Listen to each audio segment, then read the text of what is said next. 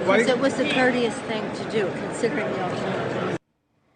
Well, a childish moment from the Speaker of the House, a rejected handshake. There was chanting, audible groans, all while the president spoke of a booming economy and America's great comeback. Now, the political divisions took center stage last night. Joining me now to discuss, Republican Congressman Roger Williams of Texas. Congressman, let's start with Nancy Pelosi and, you know, what happened at the end of the speech. Well, it's pretty unbelievable. I mean, the fact that she would tear a government document up and destroy it like that in itself is just wrong. But, you know, I mean, look, President Trump has done such great things for our economy and for our country, and the other side is just can't come to those terms. And I think we hit a new low with what she did last night with that speech to not only his face, but to America's face. You know, the body language, you know, I joked earlier, I thought someone on the Democratic side broke out a hibachi and started grilling, or, you know, I saw a couple of them playing bingo. I mean, it was like pure disrespect. Now, it's one thing to say I'm not going to clap, I don't agree with you. Have we descended into something that we should all be concerned about? Oh, I think so. I mean, the idea of we can agree to disagree is history up here in Washington, and that whole evening last night was driven on their side totally by anger.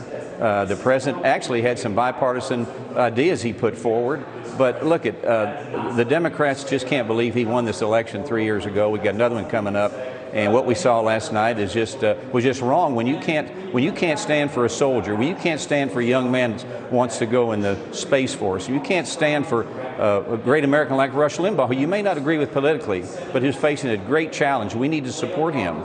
It goes on and on and on about a premature baby that's going to have a wonderful life. If you can't stand for this, I don't know what we've come to. I was really shocked with the Tuskegee Airmen. I mean, just I couldn't hold back the tears. I mean, I actually there were a few tear jerkers the whole night, and they all made me feel proud to be an American without anything to do with politics. I do want to move toward the Senate. They're voting and likely to acquit President Trump this afternoon, which will put an end to the impeachment stuff. But, you know, I think it's definitely helping your side of the aisle. In fact, there's a new Gallup poll that shows that more than half the country now view the GOP favorably.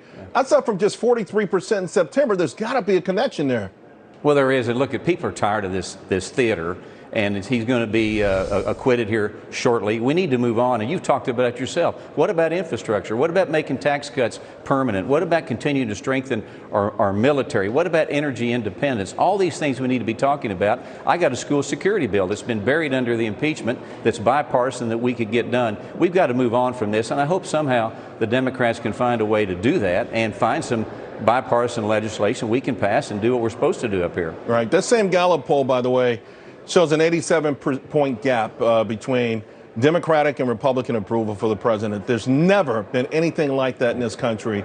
Is there any chance? You know, you must talk privately of the two parties at least agreeing to some form of civility and trying to fix that. Well, that's a great question. I'm a businessman. As you know, I own auto dealerships. I'm used to making deals.